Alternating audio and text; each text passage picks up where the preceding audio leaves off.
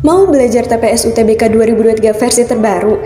Ikut kelas online di GP Media aja. Kamu bisa belajar 7 subtes TPS dalam 20 kali pertemuan dengan benefit e-book, 12 kali tryout, dan masih banyak lagi. Harganya cuma 350.000 aja loh. Ayo buruan daftar dan jangan ketinggalan. Kapan lagi kamu bisa ikutan tryout UTBK gratis di GP Media kalau bukan sekarang? Ikuti syaratnya dan kirim bukti screenshot di gpmedia.id ya. Jangan sampai ketinggalan. Buat kalian yang lagi cari tryout SNMPT dan ujian mandiri untuk masuk PTN, kita punya solusinya. GEP Media menyediakan tryout SNMPT dan ujian mandiri untuk beberapa PTN ternama di Indonesia. Mulai dari harga 10.000, kalian sudah dapat ribuan soal prediksi, video pembahasan, dan ada kelas online-nya juga loh. Yuk daftar sekarang!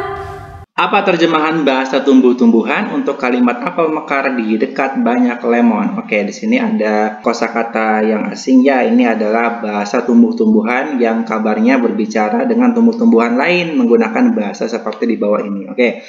Ini untuk apel ya, MRF jasak banyak lemon ini, lemon atau sebuah lemon ini, banyak lemon mekar di dekat apel yang ini ya. Coba kalau kita lihat dulu nih, banyak lemon mekar di dekat apel. Oke. Banyak lemon itu kan ada di sini nih, banyak lemon. Ini kan pertama kali katanya ini kan, banyak lemon itu apa sih bahasa tumbuh-tumbuhannya ini kan? Banyak lemon. Oke, berarti di sini kalau kita perhatikan banyak lemon bahasanya itu enggak ini ya, ketika diterjemahkan ke bahasa tumbuh-tumbuhan tidak berubah tempatnya ya. FGF Gati ini kan tetap di awal ya. Artinya di sini bahasa lemon itu dia tidak mengubah kata awalnya, banyak lemon di awal, maka di sini juga tempatnya di awal juga ya untuk di bahasa tumbuh-tumbuhannya. Sekarang mekar, mekar ini kan dia tidak terdapat di sini ya. Apa arti mekar untuk bahasa tumbuh-tumbuhan ya? Nah, maka kira-kira mekar ini adalah suatu kata yang dia sama sekali tidak terdapat di antara 1, 2, 3 ini. Ya, antara 1, 2, 3 ini yang bukan di antara 3 ini. Berarti yang mana kira-kira? Ya, kalau jasak ini kan ada kan di 1 nih kan. Artinya sebuah apel. Oke, berarti untuk mekar ini pasti dia si anu nih ya, si yang di ujung ini kan, yang di ujung ini berarti dia artinya mekar. Oh, berarti di sini banyak lemon, mekarnya diletakkan di belakang. Nah, sekarang di dekat apel. Apel itu kan apa di sini? Apel itu. Nah, ini kan MRF jasak ini kan. MRF jasak ini adalah artinya apel. Nah, kamu menemukan di sini ada tambahan hu di pangkal dan u di ujung. Maka di sini kira-kira artinya itu adalah di dekat ya, di dekat. Nah, ini untuk mengatakan di dekat apel, maka kamu menambahkan hu di pangkal dan u di ujung. Nah, artinya di sini adalah banyak lemon mekar di dekat apel. Banyak lemon tetap berada di awal, mekarnya ditempatkan di akhir, ya. Kemudian di sininya di bagian tengahnya itu adalah di dekat apel, ya. Di dekat apel. Maka kalau untuk apel mekar di dekat banyak lemon, maka pasti apelnya ini juga akan ditempatkan di awal. Apa bahasa tumbuh-tumbuhan untuk apel? MRF jasak ini. Yang mana kira-kira MRF jasak di awalnya? Ada A, B, C, D, E. Maka opsi yang C itu bisa kamu eliminasi ya. Kemudian kalau tadi kita mengacu pada kata yang ada terjemahannya ini, banyak lemon mekar. Oh, berarti kalau kamu lihat di sini mekar ini ditempatkan di akhir ya. Maka di sini kalau apel mekar, mekarnya ini akan ditempatkan di akhir. Apa bahasa tumbuh-tumbuhan untuk mekar tadi ini ya? Mekar itu bahasa tumbuh-tumbuhannya adalah HLO ini ya, halo ini ya. Berarti dia kira-kira yang ujungnya halo ini ya. Nah, di sini yang ujungnya halo ini semuanya. Oh, berarti oke, di sini benar semua nih untuk A, B, C, D, E-nya. Sekarang di dekat banyak lemon. Oke, di dekat banyak lemon. Tadi kan kalau kamu mau pengen menyatakan di dekat, kamu menambahkan hu dan hu di pangkal dan u di ujung. Nah, sekarang kita harus tahu dulu banyak lemon itu apa? Banyak lemon itu yang tadi di nomor 2 ini. FGF Gati ini. Ya, mana ya kira-kira FGF Gatinya itu yang tempatnya di apa yang mengandung FGF Gati dulu deh. Kita eliminasi yang tidak berarti. Apa semuanya udah? Oh, ini udah FGF Gati. Oh ya, udah semua. Sekarang tinggal kita cocokkan ya. Yang mana yang artinya di dekat banyak lemon. Kalau kamu pengen menyampaikan di dekat, maka harus ada hu di awal. Oke, berarti yang di sini FGF Gati. Coba kita cek yang A. FGF Gati. Gati sampai T ini ya. FGF Gati ini artinya banyak lemon. Nah, di sini hu-nya di awal benar ya, tapi di sini tidak ada u di akhir ya, maka di sini bukan artinya di dekat banyak lemon ya. Nah, bukan di dekat banyak lemon. Nah, kemudian kalau yang ini FGF Gati u-nya ada, tapi hu di awalnya tidak ada, maka ini bukan jawabannya juga. Coba kalau yang D sekarang, hu ada hu di awal, oke benar, FGF Gatinya benar, ada u di akhir. Oh, berarti jawaban yang tepat itu adalah yang D ya. Yang D ini artinya adalah apel mekar di dekat banyak lemon. Kalau yang E salahnya apa? Yang E salahnya ya tidak ada hu-nya ya. FGF Gati aja, hu-nya tidak ada, u di ujung juga tidak ada ya, maka yang benar, yang paling tepat itu adalah yang D. Yang E juga salah. Oke, soal berikutnya, frasa rongga udara yang terdapat pada kalimat dua teks di atas memiliki pola makna yang sama dengan frasa apa? Oke, rongga udara dikasih tahu dulu nih ya, untuk menentukan apa pola makna yang sama dari suatu frasa itu kamu bisa menentukannya menggunakan strukturnya ya. Kamu harus tahu dulu rongga udara itu struktur kata-katanya itu apa saja ya. Coba kita bedah di sini ya. Rongga udara ya itu terdiri dari rongganya itu adalah nomina, udaranya itu juga merupakan nomina. Nah, sekarang tinggal kita cocokkan antara A, B, C, D, E yang mana yang dia merupakan nomina-nomina juga ya.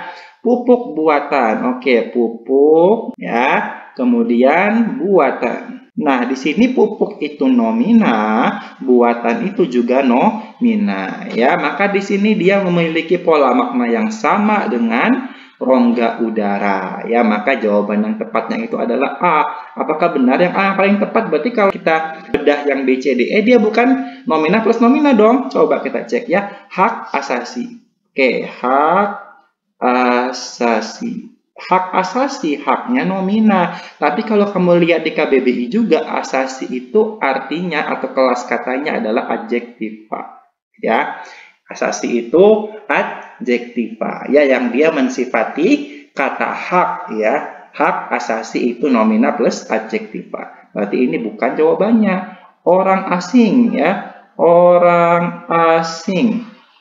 Orang asing itu orangnya nomina, asingnya juga adjektiva, maka ini bukanlah jawabannya ya. Kemudian yang D, lukisan autentik ya, autentik. Lukisannya nomina, autentiknya adjektiva, maka ini juga bukan jawabannya. Kemudian kata baku ya, ini juga sama ya. Katanya nomina, bakunya adjektiva, maka E juga bukan jawabannya. Yang paling tepat itu adalah yang A. Oke, soal berikutnya, hubungan antara kalimat 3 dan 4 pada teks di atas. Manakah kalimat 3? Oke, fungsi sinus adalah untuk menghasilkan ya lendir yang membantu membersihkan dan melembabkan saluran pernapasan. Namun, ya di sini kamu perhatikan ya kalimat 4-nya ini mengandung kata awal atau kata hubung namun di sini ya. Namun itu ya adalah suatu partikel ya yang dia menandakan suatu sifat atau suatu ciri-ciri pertentangan atau perlawanan ya. Perlawanan. Sinus itu di paragraf 3 dibilang sinus itu sebenarnya baik ya. Apa fungsi sinus? Itu sebenarnya untuk menghasilkan lendir yang membantu membersihkan dan melembabkan saluran pernapasan ya. Baik sebenarnya kan? Namun ketika saluran sinus tersumbat atau terinfeksi, lendir dapat terjebak di dalam sinus dan menyebabkan peradangan. Nah, berarti di situ ada pertentangan ya. Awal mulanya sinus itu dia baik ya, dia sehat gitu kan. Tapi kalau dia tersumbat, dia menjadi radang yang tidak baik ya, atau yang tidak sehat, atau yang dalam keadaan sakit ya. Maka hubungan antara kalimat 3 dan 4 itu adalah ya pertentangan. Maka jawabannya adalah yang C. Oke, soal berikutnya, manakah kalimat tidak logis dalam teks di atas? Coba kita cek opsinya. Kalimat 1. Sinusitis adalah kondisi yang terjadi ketika sinus di sekitar hidung dan wajah mengalami peradangan atau infeksi. Aman ya. Kalimat 1 aman ya, logis. Coba kita cek kalimat 3. Fungsi sinus adalah untuk menghasilkan lendir yang membantu membersihkan dan melembabkan saluran pernafasan. Aman juga ya, logis.